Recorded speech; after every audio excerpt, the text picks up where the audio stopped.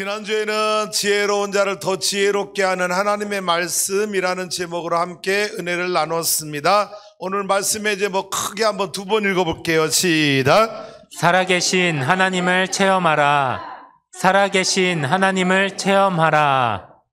삼일째 아멘. 신앙이니까 한 번 더 해봅시다. 시작. 살아계신 하나님을 체험하라. 아멘.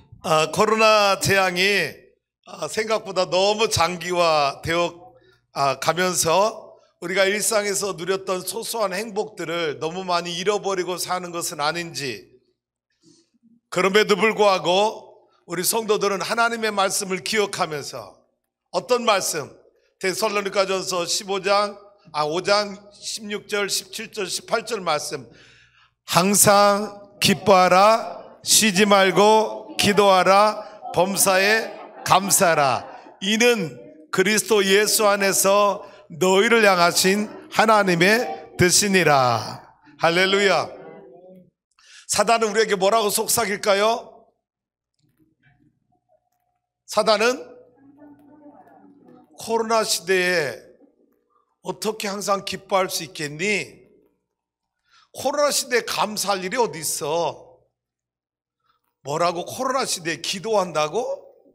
예배 드린다고? 위험해. 사단은 우리에게 이렇게 말하지요. 그러나 성령님 우리에게 뭐라고 말씀하실까요? 코로나 시대에도 항상 기뻐하라. 코로나 시대에도 쉬지 말고 기도하라. 코로나 시대에도. 이는 코로나 시대에도 너희를 향하신 하나님의 뜻이니라. 할렐루야. 그러니까 여러분, 영적으로 우리가 하나님의 말씀을 어떻게 적용하느냐에 따라서 우리의 삶의 태도가 완전히 달라질 수 있는 거지요. 그래서 여러분, 이 코로나 시대도 기죽지 말고 오늘 성전에서 예배드리든 가정에서 온라인으로 예배드리든 살아계신 하나님을 체험할 수 있는 믿음의 성도가 될 수 있기를 주님의 이름으로 축복합니다. 오늘은 일부 예배가 더 많이 나온 것 같아요. 자, 여러분, 하나님을 믿는 3단계 과정. 자, 첫 번째는요, 하나님을 아는 단계. 두 번째는요, 하나님을 믿는 단계. 세 번째는요, 하나님을 체험하는 단계. 여러분은 어느 단계까지 와 있을까요? 자, 하나님을 아는 단계가 필요합니다. 왜? 그분을 모르면 어떻게 그분을 믿을 수 있겠어요? 바울도 말했죠. 하나님을 아는 것과 믿는 일에 하나가 돼야 된다. 그래서 그리스도의 장성한 믿음의 분량에 이르러야 된다고 바울도 우리에게 하나님의 아들을 아는 것과 믿는 것이 하나가 돼야 된다라고 가르쳤어요. 그러니 여러분, 내가 그분을 아는 만큼 믿게 되니까, 내가 그분을 아는 게 조금이면 내 믿음이 작은 믿음일 수밖에 없어요. 내가 그분을 많이 알게 되면 그것이 내 믿음이 되면 내 믿음은 커지는 거지요. 할렐루야. 그런데 아는 것도 똑바로 바로 알아야지, 잘못 알아서 이단의 여러분 교리를 알거나 이단의 사설을 잘못 알으면 우리의 믿음도 잘못될 수밖에 없다고 하는 것입니다. 지적으로 하나님이 어떤 분인지. 그럼 여러분에게 여쭤볼까요? 여러분이 아는 하나님을 간단하게 설명하라. 뭐라고 여러분 하나님을 소개할 수 있을까요? 저에게 묻는다면 제가 믿는 하나님은 창조주 하나님이십니다. 그분이 저를 만드셨어요. 이 땅에 보내셨어요. 내가 믿는 하나님은 사랑의 하나님입니다. 그래서 그분은 나에게 끊임없이 수많은 사랑을 지금까지 베풀어 주셨고, 앞으로 더 큰 사랑을 그분은 내게 허락해 주실 것입니다. 근데 하나님을 사랑의 하나님으로만 알면 안 된다는 거죠. 공의의 하나님인 걸 나는 믿습니다. 그래서 내가 죄를 지면, 악한 생각을 하면, 악한 일을 행하면 그분은 나를 심판하시고 징계하시는, 채찍질하시는 하나님도 내가 알고 있어야 되는 거예요. 우리는 되게 하나님을 사랑의 하나님으로 알려고 하지, 그분이 공의 하나님인 걸 자꾸 나는 싫어하는 거예요. 생각하려고 않는 거예요. 그러니까 우리가 죄를 쉽게 짓고 넘어지는 거 아닐까. 그분은 구원의 하나님이세요. 하나님을 알면 알수록, 많이 알면 알수록 내 믿음은 더 풍성해지겠지요. 그래서 두 번째 단계, 내가 지적으로 하나님이 어떤 분인지 알게 됐잖아요. 그런데 하나님을 안다고 해서 다 하나님을 믿던가요? 아니라는 겁니다. 지금 교회 밖에 있는 수많은 사람들 가운데 하나님이 계신 거 알아요. 근데 안 믿어요. 무신론자는 하나님을 안 믿어요. 왜? 신이 없다고 말하니까. 자, 여러분 보세요. 그래서 기독교를 믿든 불교를 믿든 이슬람을 믿든 여러분 모든 종교 생활을 하는 사람은 누가 있다고 믿는 거예요? God, the God. 하나님이 계시다고 알기 때문에 종교 생활을 하는 거예요. 그런데 하나님을 어떤 하나님으로 아느냐가 너무 중요하다고 하는 거지요. 그리고 나서 그 하나님을 내가 지적으로 풍성하게 알게 되면 그것이 내 안에 믿음으로 고백하면 그 하나님을 내가 믿는 자녀가 되는 은혜를 누리게 되는데, 아까 말했죠? 내가 하나님을 아는 만큼 믿을 수 있게 된다는 거. 그러기에 유치원생은 여러분 유치원 수준만큼만 하나님을 알게 될 것이고, 초등학교, 중학교, 고등학교, 대학교, 여러분 내 영적 수준에 따라서 하나님을 믿는다는 고백이 똑같을 수 없다고 하는 것입니다. 많이 알길 원합니다. 그리고 그 하나님을 잘 믿을 수 있길 원합니다. 그리고 세 번째는요, 무슨 단계? 자, 여러분 되게 하나님을 알았어요. 제자훈련을 통해서도 알고, 내가 신구약 성경을 통독을 통해서 알고, 주일날 수많은 설교를 통해서 하나님 어떤 분인지를 다 알았어요. 그래서 믿음을 가졌어요. 그래서 하나님을 고백합니다. 창조주 하나님, 사랑의 하나님, 공의 하나님, 구원의 하나님, 복의 근원 되신 하나님, 수없이 하나님에 대한 신앙 고백을 내가 갖고 있어요. 문제는 그 하나님을 체험했느냐라는 것입니다. 여러분에게 당신은 하나님의 살아계심을 체험해 본 경험이 있습니까? 라고 묻는다면 여러분의 대답은요? 우리 정문희 집사님 아멘 소리가 제일 크네요. 자, 목사님 하긴 한 것 같은데 뭐 어떻게 체험했냐 물으면 제가 뭐라고 설명을 해야 될지 막연하네요. 한 것도 같고 안 한 것도 같고. 원하기는 오늘 말씀 듣는 성도들은 하나님을 체험하는, 살아계신 하나님을 체험하는 믿음을, 경험을 할 수 있기를 주님의 이름으로 축복합니다. 근데 우리 단어에 조금 구분이 조금 어려운 단어가 있어요. 체험과 비슷한 단어가 뭐가 있죠? 체험과 비슷한 단어, 경험이라는 단어가 있어요. 자, 여러분 그러면 경험과 체험을 구분해서 설명할 수 있을까요? 어떻게 여러분 경험은 뭐고 체험은 뭘까요? 어떻게 다른 거죠? 경험과 체험을. 제가 여기다가 경험이라고 쓰지 않고 체험이라는 단어를 쓴 이유가 뭘까요? 영어 제가 그래서 궁금해가지고 구별이 좀 됐으면 좋겠다 싶어서 그럼 영어 사전에는 뭐라고 나왔을까? 영어 사전에 체험과 경험을 찾아보니까 이 똑같은 거예요.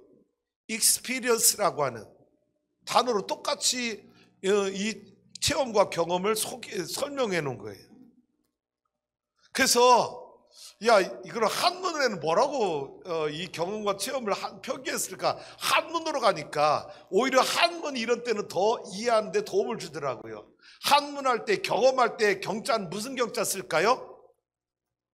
한문 아시는 분들? 저희 세대는 한문 세대 아니지만 우리 어른 세대는 한문을 배웠잖아요. 그래도 저희 세대 많지 않나요? 저희 교회? 날경자를 쓰더라고요. 날경자. 날경자 무슨 의미인지 알겠어요? 날경자. 뭐냐? 내가 사업을 해요. 무슨 일 하다가 어떤 실패를 했거나 성공을 했거나 그러면 아하, 이렇게 하면 실패하는구나, 이렇게 하면 성공하는구나. 날경자. 그러니까 어떤 의미로는 내가 아이를 낳은 것처럼 경험한, 그 날경자가 그런 의미인 것 같아요. 그런데 여러분, 체험할 때 이 채자, 한문으로 채자가 어떤 채자일까요? 몸채자예요. 그러니까 여러분, 아까 우리 권사님이 아프셔요? 다리가? 배가 아니고? 고관절? 아이고, 그래서 성적 왔구나. 여러분, 기도해 줍시다. 자, 그러면 여러분 이제 설명을 다시 한번 여러분이 느낌을 가져봐요. 경험, 그리고 체험. 저는 제가 이렇게 먼저 어학적, 사전에 나온 어학적 설명을 먼저 하고 제가 설명을 드릴게요. 경험은 아까 영어는 체험과 똑같다고 experience. 경험은 자신이 실제로 해보거나 겪어봄 또는 거기서 얻은 지식이나 기능을 경험이라고 설명해 놨어요. 근데 체험은 뭐라고 설명했느냐? 자기가 몸소 겪음 또는 그런 경험, 몸소 겪었다. 제가 그래서 이 체험과 경험, 여러분 이렇게 설명하면 될지 내 언어에 한계가 있으니까 용서하시고, 경험은 뭐냐? 내가 몸 밖에서 이루어지는 일들에 대해서 어떤 새로운 깨달음이나 지식을 내가 알게 된 거야. 참 좋은 경험했어. 그런데 체험은 몸 밖에서 이루어진 일이 아니라 그 경험이 되었든 뭐가 되었든 그게 내 몸 안에 뼈저리게 느껴진 거야. 이게 체험. 예를 들면 존 웨슬레가 미국의 조지아의 선교사로 갔다 3년 동안 돌아오면서 그는 고백합니다. 나는 실패한 성이다. 한 영혼도 구원하지 못하고 돌아온다고 절망 가운데 돌아왔지요. 그러다가 1738년 5월 24일 저녁 8시 45분 올더스케이시라는 거리에 나가서 지나가다가 모라비안 교회에서 집회하는 그곳에 들어갔다가 사회자가 대부흥사가 설교한 게 아니에요. 조지 휴필드 같은 그런 부흥사가 부흥이 한 게 아니라 사회자가 나와서 그냥 로마서 서문을 읽어준 거예요. 의인은 오직 믿음으로 말미암아 살리라는 것 같습니다. 여러분, 로마서 서문인데 그 말씀을 듣는 순간 가만히 앉아있던 웨슬리 마음이 갑자기 뜨거워진 거예요. 여러분, 경험이라고 표현할까요? 체험이라고 표현해야 좋을까요? 체험인 거예요. 마음속이 변화가 일어난 거예요. 저희 둘째 아들이 2주 전에 엄마한테 하는 이야기를 제가 옆에서 듣고 감사한 적이 있습니다. 엄마한테 이런 고백하더라고. 엄마, 나 하나님 알아, 어떤 분인지. 그리고 나 그 하나님을 믿어. 그런데 내가 알고 있는 하나님, 믿고 있는 하나님을 나는 언제 체험해 볼 수 있을까 늘 기대하고 고민하고 있었는데, 내가 미국 유학을 준비하면서 지금까지 일어난 일들을 경험하면서 하나님의 살아계심을 나는 지금 체험하고 있어. 여러분 잘 봐요. 목사들로 태어났잖아요. 모태신앙이에요. 고등학교 1학년 때 갑자기 신학을 한다. 아버지, 나도 형처럼 신학하면 안 돼. 그래서 하지 말라고 그런 거예요. 아들아, 큰아들도 족하지 너까지 그 길 갈 이유가 어디 있느냐. 너는 평신도가 돼서 돈 많이 벌어서 형 목회에 좋은 후원자가 되줘라. 내가 개척할 때, 목회할 때 형제들이 믿음이 없고 다 가난하고 그러니까 내 목회를 도와준 형제자매들이 없는 게 서럽더라고요. 그날은 대광이가 신학을 하니까 너는 동생으로 재물의 복을 받아서 조금 평신도가 되어서 내 형 목회를 마음껏 후원하는 그런 평신도가 됐으면, 그런 마음을 가지고 있었거든요. 근데 자기가 신학을 하고 싶다고 아버지 허락해 달라고. 그럼 내가 신학할 이유를 말해봐라 했더니 쭉 설명을 해요. 그래? 그러면 가봐. 여러분, 그래서 지가 원해서 신학 간 건데 아버지 강요도 아니고 가서 4년 동안 공부했잖아요. 졸업했잖아요. 근데 엄마한테 이전에 뭐라고 고백했다고요? 나 하나님 어떤 분인지 알아요. 그분을 내가 믿었어요. 그런데 그 하나님을 내가 어떻게 체험할지 항상 기대하고 궁금했는데 미국 유학을 준비하면서 그 하나님을 내가 지금 체험하고 있어요 라고 고백을 하더라고요. 왜? 전액 장학금 기대도 못했던 조금 100% 전액 장학금은 꿈도 못 꿨는데 100% 장학금을 받게 돼요. 그리고 여러분 먼저 간 선배가 자기 숙소를 다 준비해 주고 있고 여러분 상상하지 못할 토플 점수 시험을 봤는데 내 능력보다 점수가 더 잘 나오게 되고 여러분 이런 체험들이 우리 아들 입에서 나 하나님 알아요 하나님 믿어요 근데 그 하나님을 내가 이렇게 체험하고 있어요 라고 고백하더라는 거지. 목사님 아들에서 하나님을 체험하기가 여러분 쉬운 일이 아닙니다.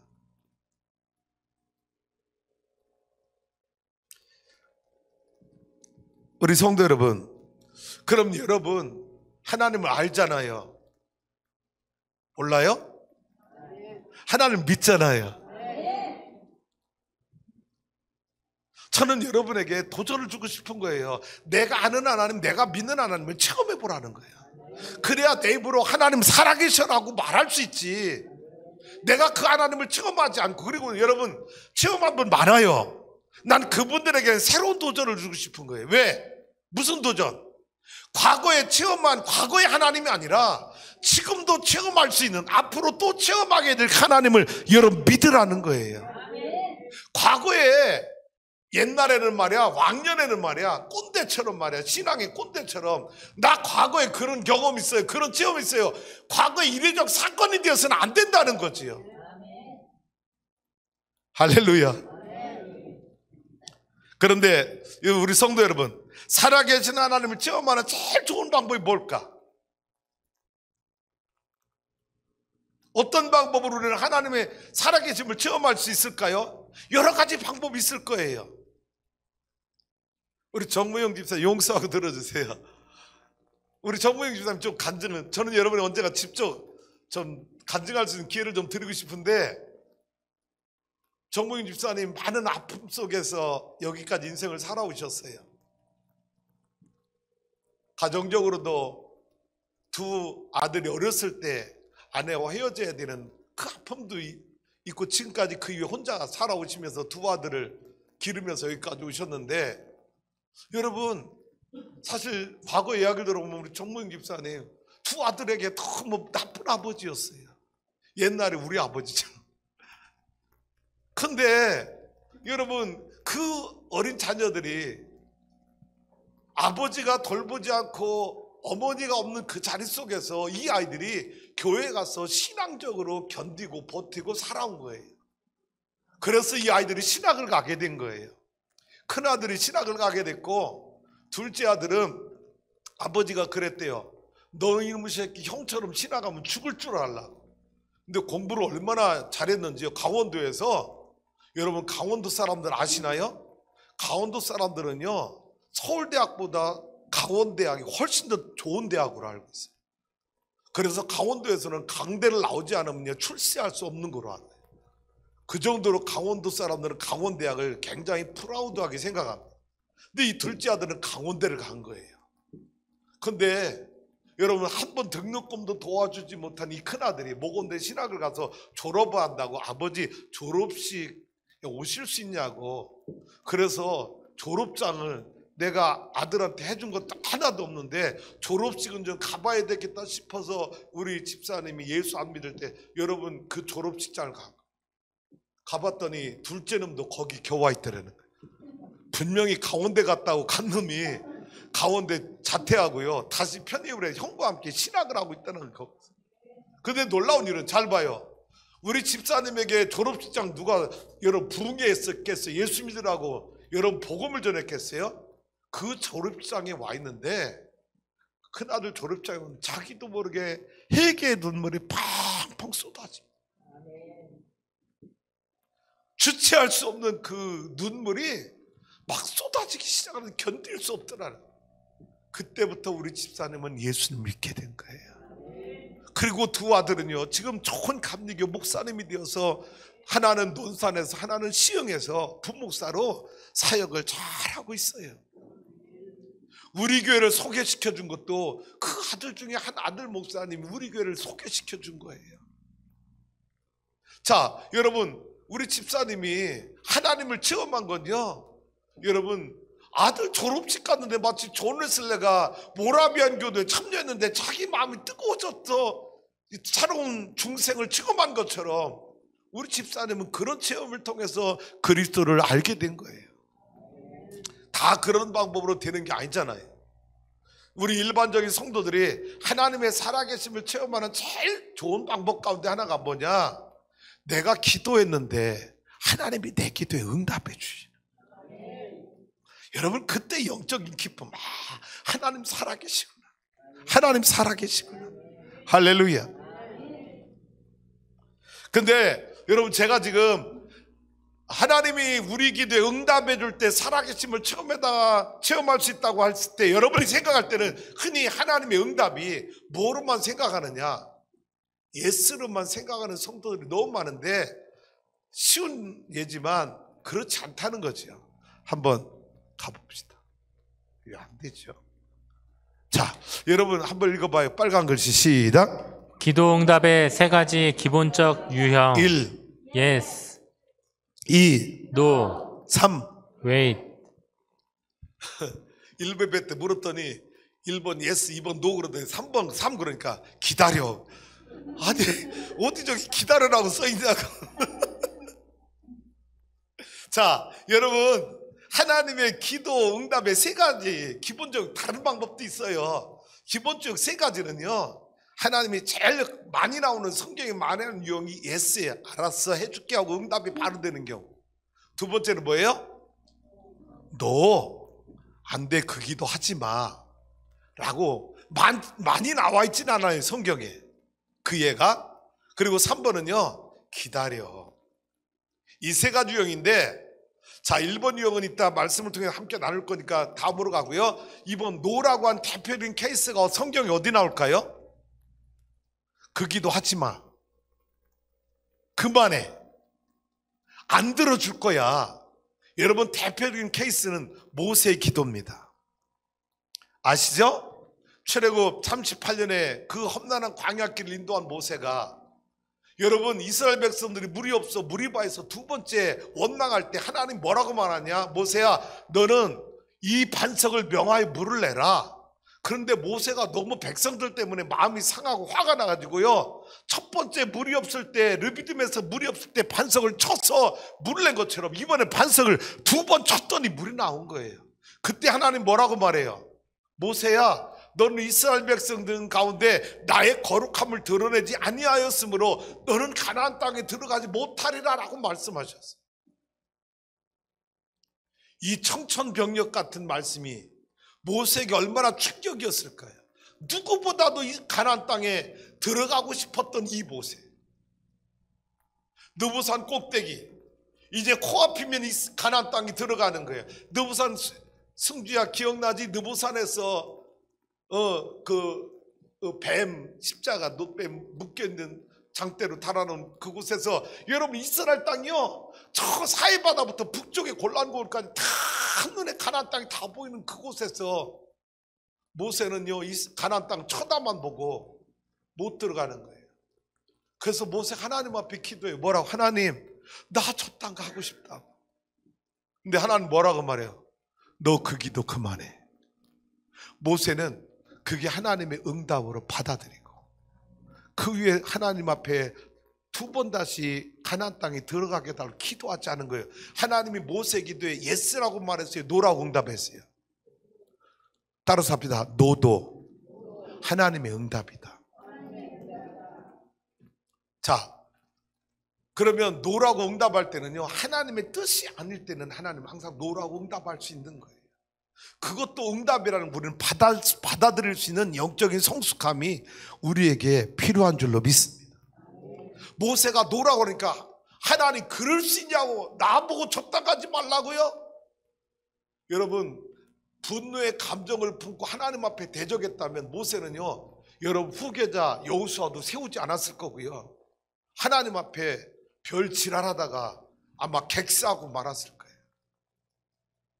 모세는 하나님의 뜻으로 받아들였다는 거예요. 노라고 하는 것도. 자, 웨이트라고 하는, 기다리라고 하는 여러분 기도응답은요, 언제 주로 하셨느냐? 성경에 보면 하나님이 약속의 말씀을 줬을 때, 언약의 말씀을 줬을 때, 대표적인 게 아브라함이잖아요. 75세에 부름받은 아브라함이 내가 너에게 언약의 자손 줄 거야. 근데 아무리 기다려도 안 줘. 그러니까 여러분 하갈을 통해서 이스마엘을 낳고, 하나님 이스마엘이 하나님 언약의 자손입니다. 그러니까 하나님 뭐라고 말해? 너 아니야. 내가 준다니까. 기다려. 근데 그때와 시간을 하나님이 가르쳐 주지 않아요. 근데 100세 됐더니 하나님이 그 약속의 자녀를 주신 거예요. 기다려. 하나님의, 우리 기도에 하나님의 응답이 기다려. 그때는 언제? 하나님의 때에. 내 때가 아닌 하나님의 때 응답이 이루어지는 거예요. 야곱이 이 삼촌 집에 갔다가 다시 고향으로도 돌아오게 할 거야, 브엘세바에서 하는 꿈을 통해서 말씀하셨잖아요. 근데 그 돌아올 시점을 누구만 알고 있는 거예요? 하나님만 그때를 알고 있는 거예요. 야곱은 그때까지 기다려야 되는 거예요. 요셉이 어렸을 때 하나님의 영몽을 주잖아요. 해와 달과 11별이 곡식단이 엎드려 절하는 꿈을 하나님 주시잖아요. 근데 그 꿈이 이루어지는데 여러분, 요셉은요 수십 년을 기다린 거예요. 하나님의 때가 되니까 응답이 임한 거예요. 할렐루야. 이스라엘이 바벨론에 포로로 끌려갔잖아요. 이스라엘 백성들이 바벨론 가서 하나님 빨리 우리에게 자유를 주세요, 번국으로 돌아가야 주세요. 아무리 기도해야 소용이 없어요. 왜? 하나님이 처음에 계획이 뭐예요? 너희가 바벨론에 가서 70년 포로 생활하고 그때가 지나면 너희를 다시 내가 번국으로 돌아오게 할 거야. 그러니 여러분, 하나님은 70년을 바벨론 포로 생활을 계획하신 거예요. 그때까지 이스라엘 백성들은 뭐 해야 되는 거죠? 기다려야 되는 거예요.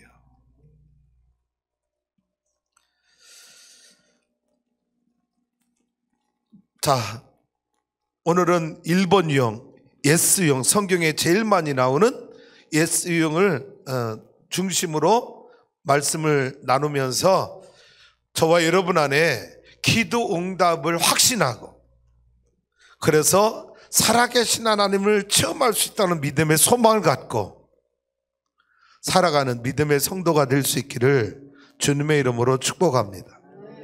예수 유형은 성경에 수많은 스토리를 가지고 있죠. 다윗 이야기, 모세 이야기, 말도 할 수 없는 스토리, 다니엘, 너무너무 많아요.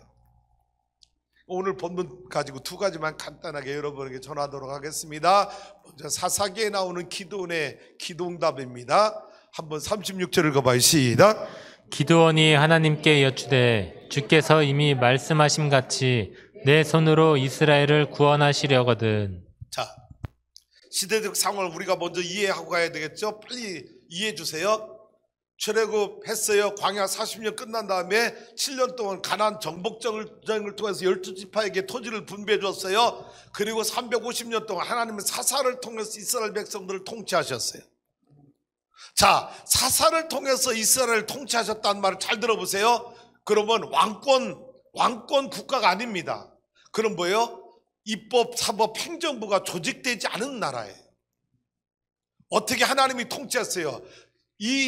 여러분, 사사들에게 하나님이 말씀을 주시면 그 말씀을 들은 사사가 이스라엘 백성, 하나님 이렇게 말씀하셨습니다라고 선포하는 거예요. 신탁 통치를 받는 거예요. 근데 그 당시에 이스라엘 가나안 땅 주변 국가들은 다 무슨 국가예요? 왕권 국가를 세우고 있는 거예요. 왕권 국가가 있다는 것은 여러분, 조직과 시스템이 갖춰진 나라예요. 특히 뭐가? 군사력이. 그러니까 이스라엘 백성들은 군사력이 없는 거예요. 아니, 사사들이 통치하니까. 근데 지금 여러분, 기도원 시대 문제가 생긴 건 뭐? 그때 가장 강력한 군대 가운데 하나인 블레셋이라는 나라가 이스라엘을 침공해 오는 거예요. 여기에 대한 두려움이 기드온에게 찾아오니까 기드온이, 하나님, 우리가 저 블레셋과 싸워야 되는데 군사력으로 안 됩니다. 우리가 이길 수 있는 방법이 뭡니까? 하나님 우리와 함께 한다고 하는 사인을 내가 받길 원합니다. 기도응답 받길 원합니다. 해서 두 가지 시험을 하나님 앞에 하는 게 오늘 말씀이잖아요. 자, 이게 오늘 본문을 이해하는 상황 이해입니다. 그 다음에 넘어가 볼게요. 37절 시작. 보소서, 내가 양털 한 뭉치를 타작마당에 두리니 만일 이슬이 양털에만 있고 주변 땅은 마르면 주께서 이미 말씀하신 같이 내 손으로 이스라엘을 구원하실 줄을 내가 알겠나이다 하였더니. 네, 군사력이 조직되는 상태에서 블레셋과 싸워야 되는데 내 손으로 이스라엘을 구원할 방법이 하나님 뭐가 있겠습니까? 하나님, 내가 이렇게 하나님을 테스트해 보겠습니다. 오늘 밤에 내가 양털 뭉치를 마당에 놓을 테니까 밤새 내리는 이슬이 마당 주변에는 이슬이 한 방울도 내리지 않게 하시고 이 양털에만 이슬이 뭉쳐 내리게 하여 주옵소서. 그렇게 하나님을 시험합니다. 38절 갑니다. 시작. 그대로 된지라 이튿날 기드온이 일찍 일어나서 양털을 가져다가 그 양털에서 이슬을 짜니 기드온의 기도가 어떻게 됐어요? 응답됐어요. 세상에 뭐라고요? 양털을 가져다가 그 양털을서 이슬을 짰더니 물이 가득 찬 거예요. 땅은 이슬 한 방울 내리지 않아요. 하나님의 응답이 이루어졌잖아요.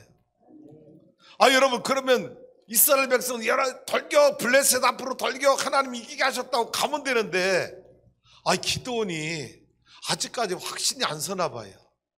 하나님을 또 역으로 시험을 해요. 39절입니다. 시작. 기드온이 또 하나님께 여쭈되 주여 내게 노하지 마옵소서.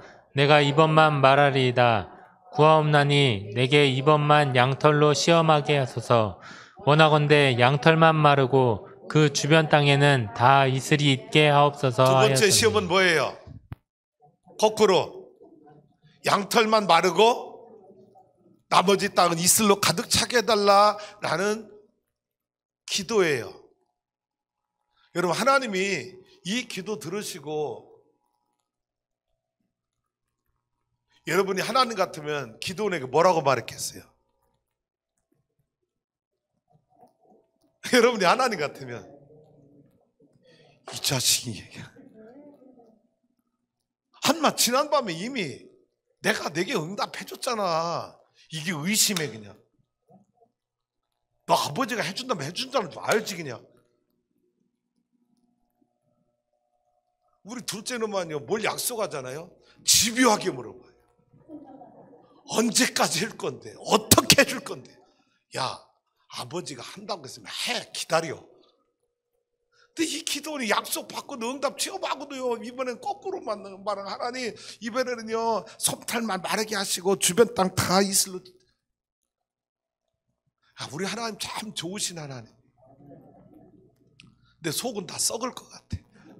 40절 가봐요. 시작.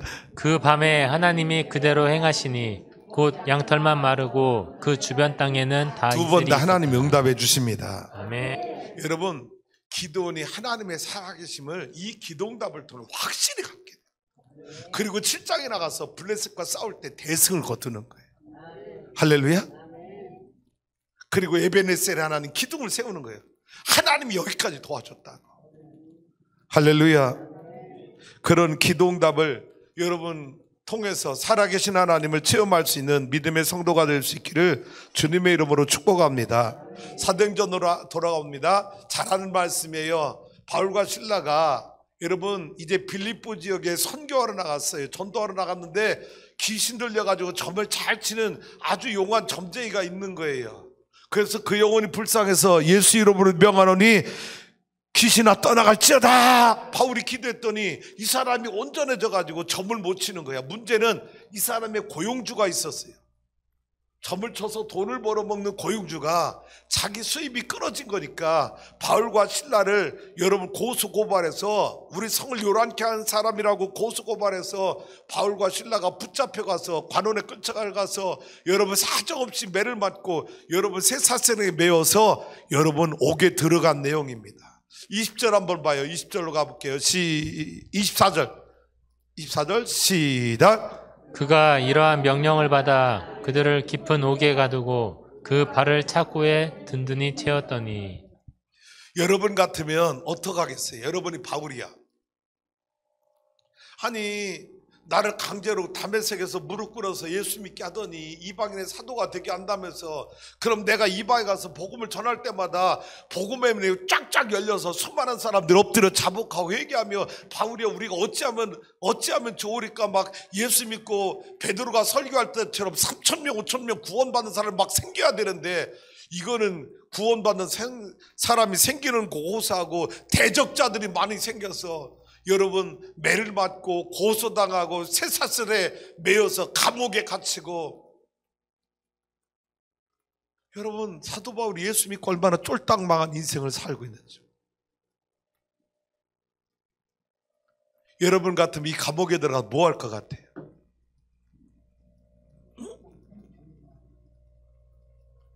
감옥에 들어가서 뭐 해야 돼?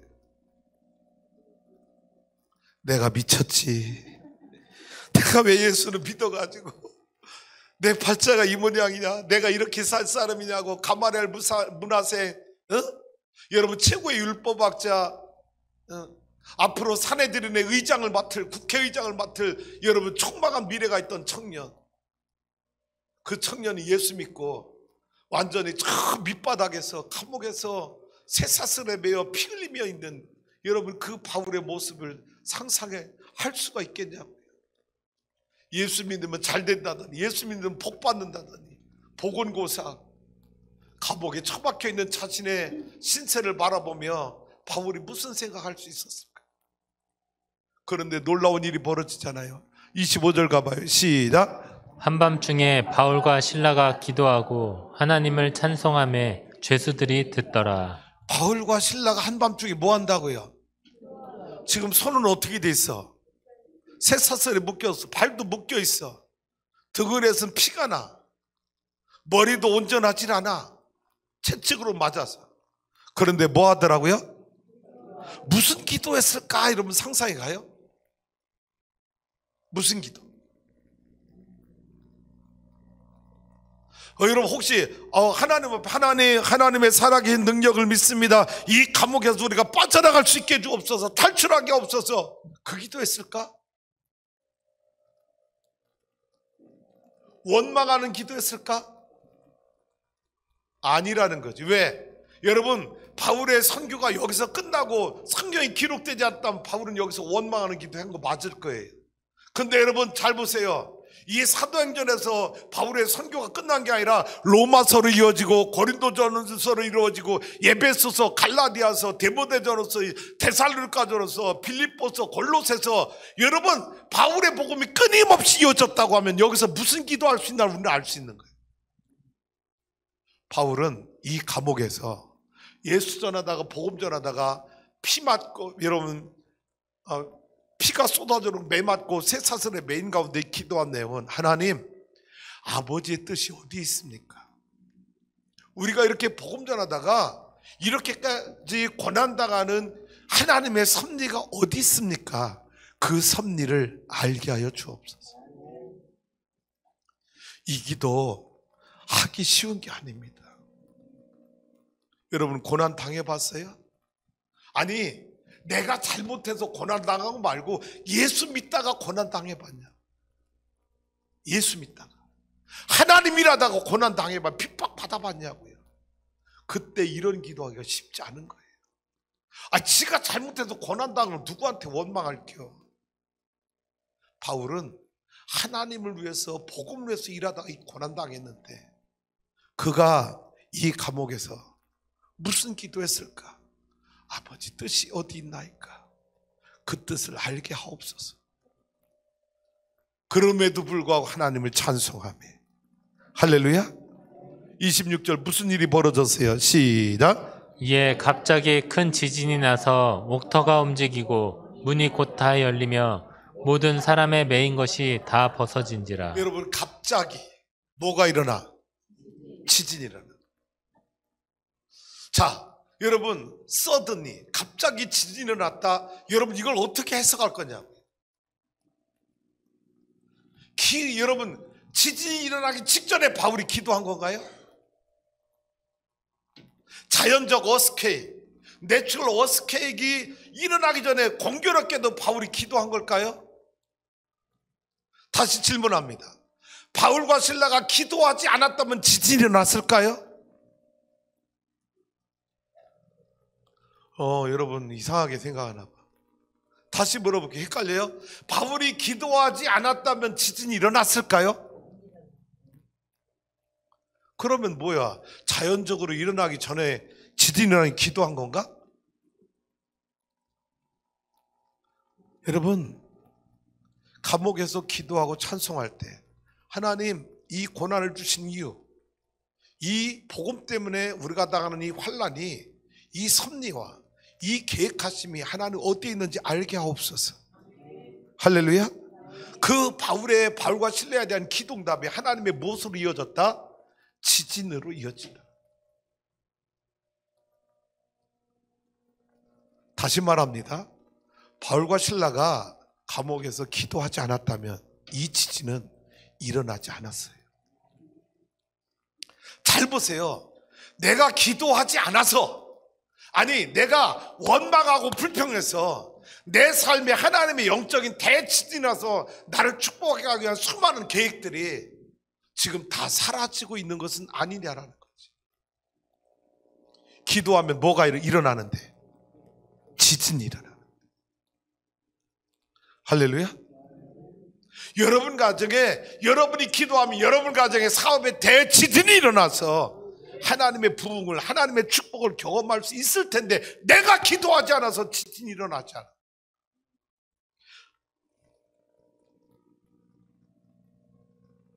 결국 간수는 자다가 깨보니 옥문이 열렸고 죄수들이 안 보이니까 큰일 났구나, 왕한테 내가 사명 감당하지 못해서 내가 사형당하겠구나 생각에 자결하려고 할 때 그때 바울이 뭐라고 말합니까? 간수야, 내 몸을 상하게 하지 말라. 우리가 도망친 것이 아니다. 오히려 이 간수의 집에 초청받아서 그 집에 가서 그 집에 온 식구들을 세례를 주고 구원시키는 역사가 일어나게 된 줄로 믿습니다. 그러면서 말합니다. 31절 다 같이 읽어봐요. 시작. 이르되 주 예수를 믿으라. 그리하면 너와 내 집이 구원을 받으리라 하고. 주 예수를 믿으라. 그리하면 너와 내 집이 구원을 얻으리라. 할렐루야. 여러분, 그러니까 한 가정에 한 사람 예수 믿으면 그 사람 때문에 그 집은 다 구원받을 소망이 생기는 거예요. 우리 집에 제가 예수를 믿으니까, 여러분 우리 집에 아버지가, 그런 아버지가 예수 믿었잖아. 나 지금도 생각하면 얼마나 감사한지 몰라. 할렐루야. 주 예수를 믿으라. 그리하면 너와 내 집이 구원을 받으리라. 네 집이 구원.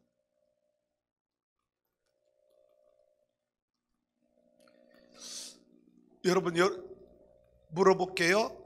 여러분이 하나님의 살아계심을 체험하고 신앙생활하는 것과 하나님의 살아계심을 체험하지 못하고 신앙생활하는 것의 차이점이 뭘까?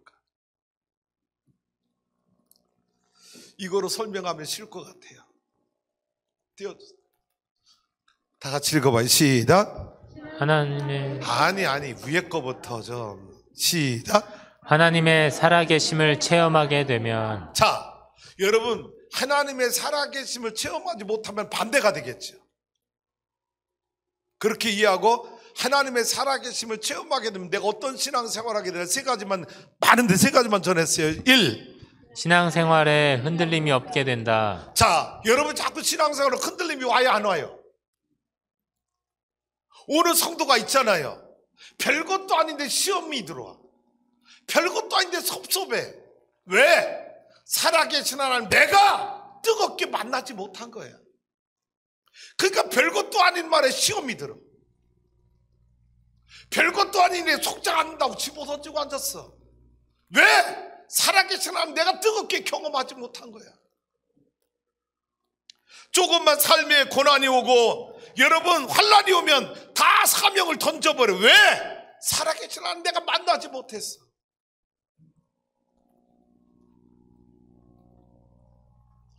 살아계신 하나님을 체험하면요, 나는 가리라, 주의 길을 가리라. 비바람이 불어도, 앞길을 막아도, 태풍이 불어도, 지진이 일어나도 나는 가는 거야. 두 번째는요, 하나님을 기쁘시게 하는 일이 삶의 목표가 된다. 살아계신 하나님 내가 만나잖아요. 경험하잖아요. 그러면 내 삶의 우선순위가 하나님을 기쁘시게 하는 데 목적을 두고 살게 돼. 그러면 여러분 예배가 기다려져. 여러분 감사 생활의 신바람이나 내가 헌신하고 봉사하는 게 즐거워져. 지금 여러분 억지로 교회 나와 계신 분 계세요? 너무 가슴이 아파요. 왜? 과거에 그분 다 체험했던 분들이에요. 근데 어느 순간 그 체험이 과거의 한 사건으로 끝나고 말았어. 지금 내 안에서 살아계신 하나님을 체험하지 못하고 있어. 근데 과거에 그 살아계신 하나님을 체험한 것 가지고 지금도 그 하나님을 내가 체험하고 있는 줄로 알고 있어. 아니라는 거야. 신앙은 진행형이지 ing지 ED로 끝나지 않아. 과거형으로 끝나지 않는다고. 신앙은 계속해서 ing란 말이지. 할렐루야. ing예요. ED로 끝나지 않아. 과거형으로 끝나지 않아. 우리 믿음은.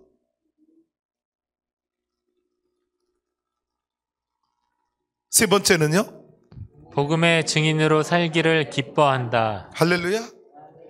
하나님 살아계심을 체험해. 내 모든 순간에 복음을 전할 기회가 돼. 꽃순 일을 하시나요? 몰라요? 꽃순이 몰라요? 아유, 우리 주사학교 성도는 꽃순이 모르면 어떡해. 꽃순이가 이 꽃꽂이한 송인순 권사님 우리에게 꽃순이야. 내가 새벽기도 끝나고 내려가는데 이 꽃꽂이가 너무 아름다워가지고 여러분 저 24시간하고 이쪽에 넥스트비전하고 사진을 쫙 찍었어. 송구사님은요, 여러분 운전 면허증 없어. 아침에 택시 타고 나가서 꽃바구니 들고 여러분 바구니에 광주에다가 여러 물건이 스타킹이든 뭐 비비안이든 뭐 침대 넣어가지고 여러분 보험회사 오피스에 다니면서 여러분 그것들을 판매하는 업을 30여 년 가까이 했어요. 근데 이분은요, 만나는 사람마다 예수 믿으세요. 예수 믿으세요. 여러분 수많은 사람들에게 여러분 이 꽃순이 권사님은 복음을 전합니다.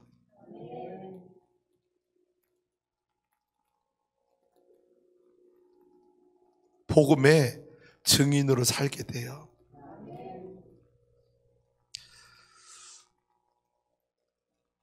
제가 30년 목회하면서 수많은 살아계신 하나님을 체험하고 기도응답을 받았습니다.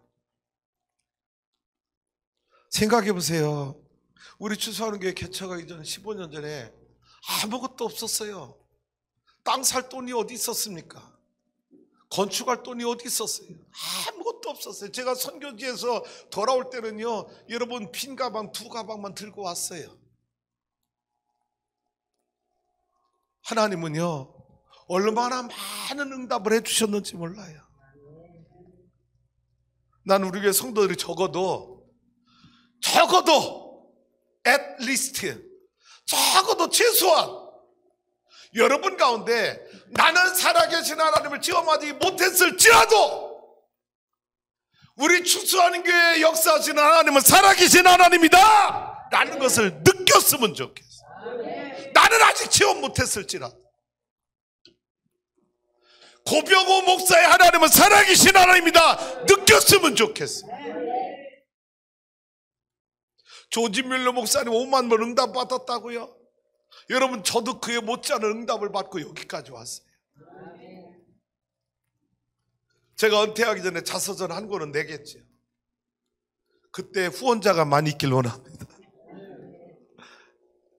자, 여러분 제가 신학교 때 여러분에게 누차 했던 간증인데 처음 듣는 것처럼 들어주세요. 나도 처음 전하는 것처럼 전할게. 저희 선교지는요 필리핀 저 북쪽에 있어요. 말라에서 비행기 타면 1시간이면 가는데 이런 비행기가 흔치 않아. 그리고 한 해는 1년 동안 비행기가 없어. 사고 나서 없었어. 그래서 버스를요 제가 수백 번 12시간 걸리는 버스를 수백 번 타고 다녔어.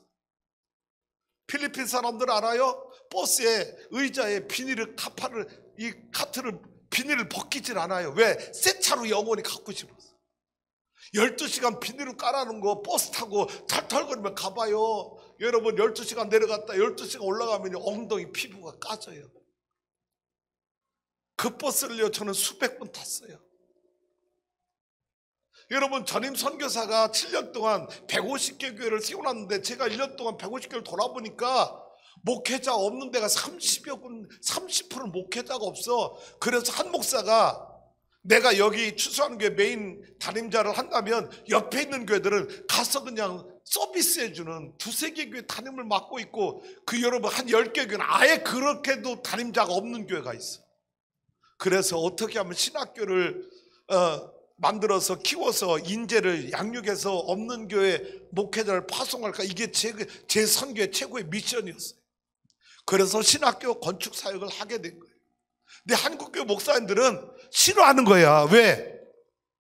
교회는 내가 1,500만 원, 1,000만 원 주면 우리 교회가 뭐 어떻게 단독적으로 교회를 줘서 가서 사진 찍고 봉헌 예배 드리고 기독교 타임즈에 막 사진을 낼 수 있는데, 여러분 강의실 12칸, 14칸은 여러분 14칸 져야 16분의 1, 14분의 2, 12분의 1밖에 안 되잖아. 그러니까 신학교 줘주세요, 인재 양육입니다, 목회자 양성입니다, 아무리 해야 한국교회 목사님들이 관심을 안 갖는 거예요. 그러다가 여러분 평신도 한 장로님이 1,500만 원을 후원해 주면서 한 교회가 또 1,500만 원에서 3,000만 원 강의실 16칸을 지어야 되는데, 여러분 이제 2칸 후원자를 제가 받고 선교지에 돌아갔어요. 그런데 그 중에 한 분이 첫 번째 후원해준 정선 감독이 고덕균 장로님이 오늘날 선교지에 전화 와가지고 고선교사님 신학교 건축 시작했어요. 장로님 2칸밖에 후원자가 없는데 어떻게 시작을 해요? 이 장로님 뭐라고 말하냐면, 선교사님 강의실 다 후원자 얻고 신학교 지려면 주님 오실 때까지 못 칩니다. 2칸 후원 거 받은 거 가지고 건축 시작하고 그거 사진 찍어서 가지고 와서 한국교회 보여주면 하나님은 다 채워줄 거예요. 선교사가 믿음이 없다고 막 책망하는 것 같더라. 그래서 장로님 알았어요, 공사 시작할게요. 그러고 나서 여러분 그 신학교를 공사를 시작했어요. 얼마나 열심히 시작했는지 여러분 3층 이제 슬라브까지 딱 쳤어요. 도저히 4층 올릴 거라고 여러분 올릴 수 있을 것 같질 않아. 그래서 4층은 포기하고, 혹시 누가 4층 올릴 거 하면 여러분 철근만 위에 뾰족뾰족 누가 와서 하든 그것만 해놓고 나는 3층까지 끝이다라고 생각을 하고, 여러분 사진을 찍어, 사진 그 전에 여러분 공사를 시작한 어느 날 3층까지 마무리했는데 궁금한 거예요. 왜? 3,000만 원밖에 없었잖아요.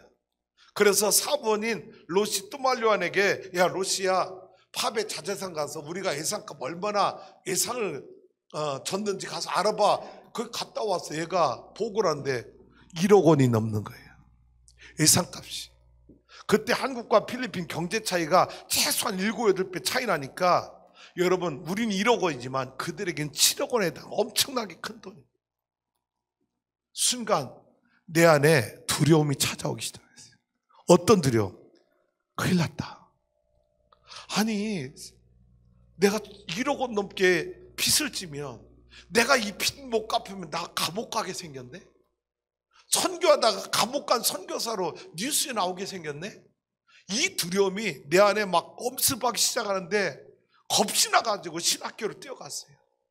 그리고 옥상에 올라가서 3층까지 여러분 슬라브 쳤으니까 옥상에 올라가서 하나님 앞에, 하나님 나 어떻게 하면 좋냐, 나 이 신학교 짓다가 사진 띄워줘봐. 나 이 신학교 짓다가 감옥 가게 생겼다.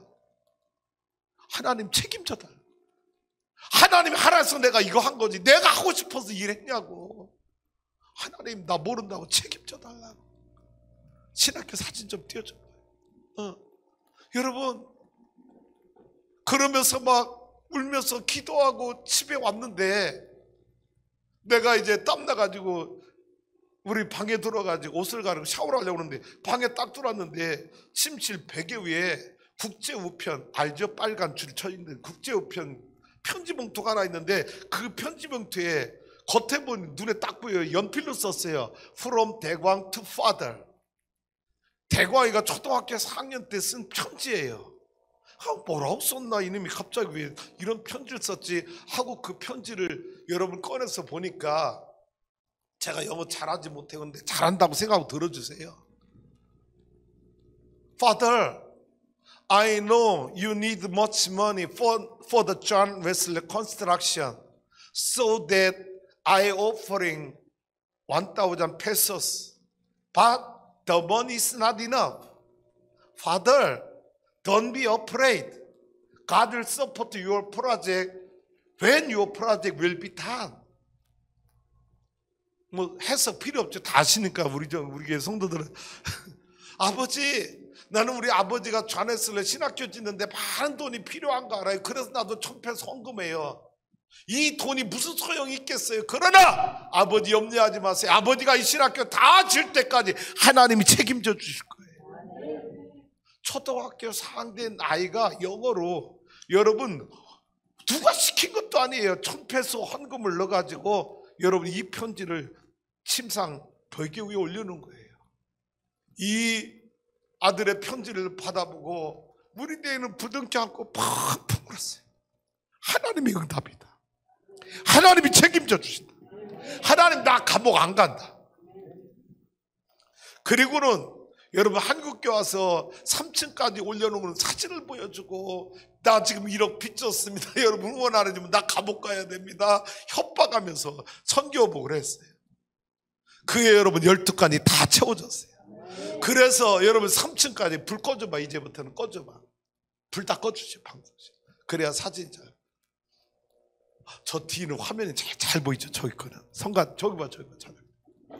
잘 나왔죠.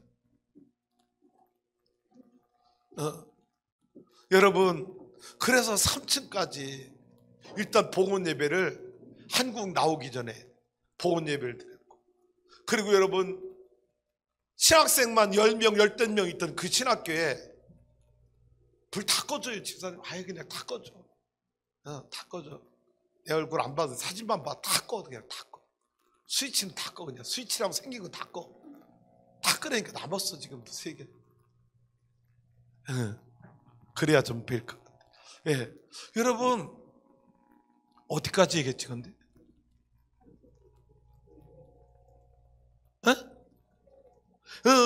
여러분 10명 10명 신학교 그냥 100명이 그냥 있던 이 학교, 귀신 나올 것 같은 이 신학교에 제가 이 신학교를 치면서 앞으로 메소디스트 하이스쿨 감리교 고등학교를 개교할 겁니다. 유치원을 개교할 겁니다. 그래서 여러분 킨들가르텐 유치원을 개교하고 고등학교 하이스쿨을 감리교 고등학교를 개교시키고, 그래서 그 학생들하고 여러분 처음에 모집된 64명들 여러분 2클래스 모집해서 그 아이들하고 사진을 찍어요. 그리고 처음에 내가 계획했던 게 4층이었어요. 여기에 양이 차지 않는 거예요. 하나님 4층까지 좀 완공할 수 있게 해달라고. 그러고 이제 안식년에 한국에 나왔는데 여러분 또 4개 헌교가 있어서 안식년 때 또 들어가서 저는 6개월 동안 4층 공사를 하게 된 거예요. 다음 사진 올린 거 있어요? 존 웨슬리 학장인 악달, 딘 악달이라고 하는 학장과 사진 찍었고요. 저 뒤에 아까 3층까지 올렸던 뒤에 한 층을 더 올려서 한 층은 여러분 그 마지막 4층은 대형 체육관을 진 거예요. 졸업식도 하고 아이들 체육활동을 할 수 있도록 올렸고요. 아이들 아침에 조회하는 모습이고요. 후임 원진규 선교사하고 또 함께 찍었고요.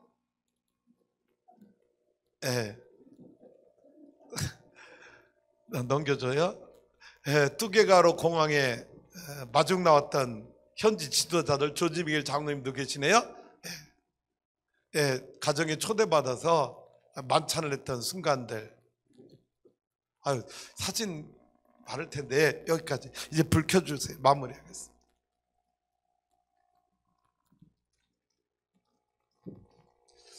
우리 사랑하는 성도 여러분, 저 신학교 생각할 때마다 여러분 제가 무슨 한국에 빽이 있고 줄 있는 것도 아니에요.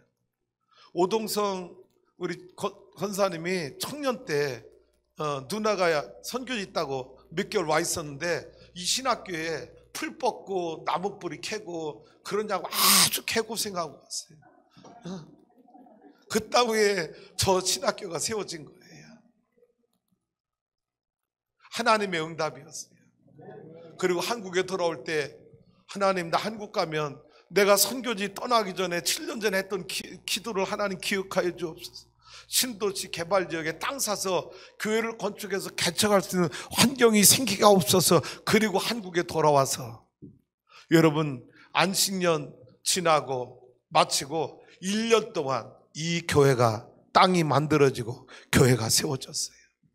기도 응답이에요. 우리는 제3성전을 꿈꾸고 있습니다. 전 성도들에게 살아계신 하나님을 체험할 수 있는 기회를 하나님이 나와 여러분에게 또 주셨어요.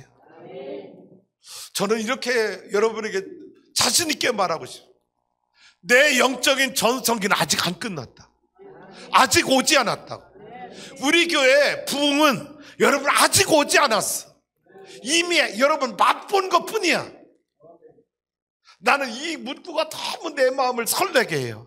다 같이 한번 읽어봐요. 시작. 미래의 믿음을 선포하라. 다시 한번 시작. 미래의 믿음을 선포하라. 할렐루야. 아멘. 여러분 우리에게 영적 정성이 아직 안 왔어. 한 번 약간 경험한 것 뿐이야. 더 큰 부흥을 주실 줄로 믿습니다. 이 삼성전 건축을 통하여 나와 여러분에게 살아계신 하나님 다시 만나게 하고 다시 체험하게 하고 우리 교회 부흥의 불꽃이 활활 타오르도록 이전의 부흥과 비교할 수 없는 더 큰 부흥을 하나님은 계획하고 계신 줄로 믿습니다. 할렐루야. 이 꿈의 하나가 되어서 저와 여러분이 다시 살아계신 하나님을 체험해서 과거에 체험한 거로 끝난 것이 아니라 다시 그 하나님을 만나고 체험해서 하나님 앞에 거룩하게 쓰임받는 믿음의 성도가 될 수 있기를 주님의 이름으로 축원합니다. 축원합니다. 기도합니다.